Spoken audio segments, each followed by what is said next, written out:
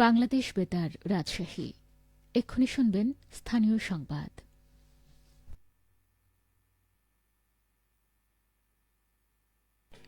আসসালামু আলাইকুম।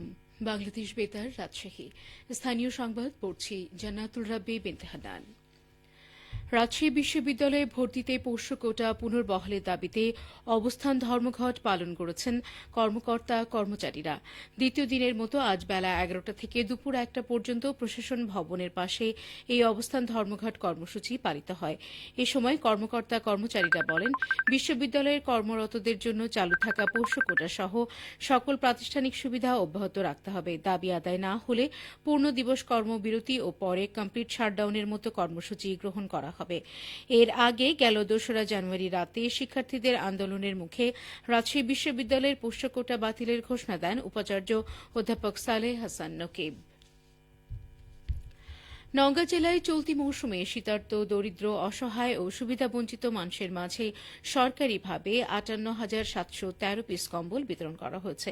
জেলার ১১টি উপজেলা ও ৩টি পৌরসভা এলাকায় জেলা প্রশাসক, পৌর প্রশাসক ও উপজেলা নির্বাহী অফিসারগণ এসব শীতবস্ত্র বিতরণ করেন। জেলা ত্রাণ ও পুনর্বাসন কর্মকর্তা আশিকুর রহমান বলেন, দুর্যোগ ব্যবস্থাপনা ও ত্রাণ মন্ত্রণালয় থেকে প্রথম পর্যায়ে প্রাপ্ত ৩৩ লাখ টাকায় ১১,৬৫১ পিস কম্বল, দ্বিতীয় ধাপে ২৮,৫০,০০০ টাকায় ৮,৪৭৭ পিস কম্বল, তৃতীয় ধাপে ৫,৫০,০০০ টাকায় ১,১৮৫ পিস কম্বল ক্রয় করা হয়।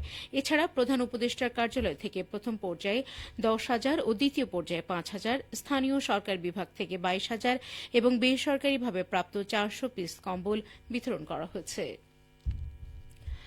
৫২ দিনব্যাপী তারুণ্যের উৎসব ২০২৫ উপলক্ষে সিরাজগঞ্জের কাজীপুর পৌর এলাকায় পরিষ্কার পরিচ্ছন্নতা ও ডেঙ্গু নিধন অভিযানের উদ্বোধন করা হয়েছে।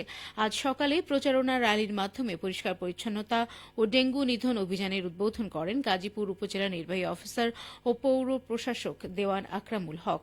এ সময় তিনি বলেন, দেশকে পরিপূর্ণভাবে পুনর্গঠন করতে সরকার ঘোষিত সকল কর্মসূচি স্থানীয়ভাবে সকল শ্রেণী পেশার মানুষকে অংশগ্রহণ করতে হবে। সকলেই যদি চারপাশকে পরিবর্তনে অংশগ্রহণ করে তাহলে ইতিবাচক পরিবর্তন সম্ভব। এই অভিযানের আওতায় গাজীপুর পৌর এলাকার বিভিন্ন পয়েন্টে পরিষ্কার পরিচ্ছন্ন করার পাশাপাশি ডেঙ্গু মশার বিস্তার রোধে স্প্রে করা হবে। গাজীপুর পৌরসভা আয়োজিত প্রচারণা র্যালি, পরিষ্কার পরিচ্ছন্নতা ও ডেঙ্গু নিধন অভিযানে উপস্থিত ছিলেন গাজীপুর থানার ওসি মোহাম্মদ নূরে আলম, উপজেলা কৃষি কর্মকর্তা কৃষিবিদ শরীফুল ইসলাম সহ উপজেলার বিভিন্ন দপ্তরের প্রধানরা। নওগাঁর মহাদেবপুরে সড়ক দুর্ঘটনায় ২ যুবকের প্রাণহানির ঘটনা ঘটেছে। আজ ভোরে পত্নীতলা আঞ্চলিক সড়কের ১৩ মাইল নামক স্থানে এই ঘটনা ঘটে। নিহতরা হলেন মহাদেবপুর উপজেলার দক্ষিণ হোসেনপুর গ্রামের মানিক হোসেনের ছেলে ফরদিন হোসেন এবং অপরজন পাশের শ্যামপুর গ্রামের শরীফুল ইসলামের ছেলে রেজওয়ান। প্রত্যক্ষদর্শীদের বরাত দিয়ে মহাদেবপুর থানার ভারপ্রাপ্ত কর্মকর্তা হাসমত আলী বলেন, ভোরে নওগাঁ থেকে একটি মোটরসাইকেল যোগে তারা মহাদেবপুর ফিরছিলেন। এ সময় ১৩ মাইল নামক স্থানে দাঁড়ানো ট্রাকের সাথে সজোরে ধাক্কা লাগে। এতে ফারদিন ছিটকে পড়লে ঘটনাস্থলেই তার মৃত্যু হয়। গুরুতর আহত অবস্থায় রেজওয়ানকে উদ্ধার করে রাজশাহী মেডিকেল কলেজ হাসপাতালে ভর্তি করানো হলে সেখানে চিকিৎসাধীন অবস্থায় রেজওয়ান মারা যায়। এদিকে নাটোরে সিএনজি চালিত 3 হুইলার ও অটো চার্জার রিকশা ভ্যানের মুখোমুখি সংঘর্ষে এক ব্যক্তি নিহত হয়েছেন। এ সময় আহত হয়েছেন অন্তত ৬ জন যাত্রী। আজ সকাল ৮:৩০টায় নাটোর সদর উপজেলার নাটোর তাহেরপুর সড়কের ছাতনি মাদ্রাসা ঘাট এলাকায় এই দুর্ঘটনা ঘটে। আহতদের নাটোর সদর হাসপাতালে ভর্তি করা হয়েছে। নাটোর থানার ভারপ্রাপ্ত কর্মকর্তা মোহাম্মদ মাহাবুর রহমান জানান, সকালে কয়েকজন শ্রমিক কাজের উদ্দেশ্যে অটো চার্জার রিকশা ভ্যানে করে নাটোরের উদ্দেশ্যে আসছিলেন। সদর উপজেলার নাটোর তাহেরপুর সড়কের ছাতনি মাদ্রাসা ঘাট এলাকায় পৌঁছালে বিপরীত দিক থেকে আসা সিএনজি চালিত একটি 3 হুইলার গাড়ির সাথে মুখোমুখি সংঘর্ষ হয়। এতে অন্তত ৭ জন যাত্রী আহত হন। এ সময় স্থানীয়রা তাদের উদ্ধার করে নাটোর সদর হাসপাতালে ভর্তি করেন। এদের মধ্যে অজ্ঞাত পরিচয়ে একজনকে মৃত ঘোষণা করেন চিকিৎসক। ওসি বলেন, প্রাথমিকভাবে জানা গেছে ঘন কুয়াশার কারণে এই দুর্ঘটনা ঘটেছে। একটি ঘোষণা। আঞ্চলিক বার্তা সংস্থা বাংলাদেশ বেতার রাজশাহী কেন্দ্রের আওতাধীন রাজশাহী মহানগর ও চাঁপাইনবাবগঞ্জ জেলার জন্য একজন করে জেলা সংবাদদাতা চুক্তিবদ্ধ করা হবে। আগ্রহী প্রার্থীদের ন্যূনতম স্নাতক পাস এবং সাংবাদিকতায় কমপক্ষে 5 বছরের অভিজ্ঞতা থাকতে হবে।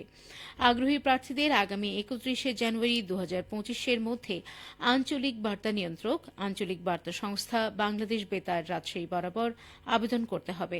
আবেদনপত্রের সাথে 2 কপি পাসপোর্ট সাইজের ছবি সহ জীবন বৃত্তান্ত, জাতীয় পরিচয়পত্রের ফটোকপি, শিক্ষাগত যোগ্যতা ও অভিজ্ঞতার সনদ সংযুক্ত করতে হবে। সবশেষে আবহাওয়া। আজ দুপুর 2টায় রাজশাহীতে তাপমাত্রা ছিল 25 ডিগ্রি সেলসিয়াস। এ সময় বাতাসে আপেক্ষিক আর্দ্রতার পরিমাণ ছিল 58%। রাজশাহী ও পার্শ্ববর্তী এলাকায় আজ সূর্যাস্ত সন্ধে 5টা 32 মিনিটে। সংবাদ শেষ হল। আমাদের পরবর্তী সংবাদ বিকেল 4টা 5 মিনিটে।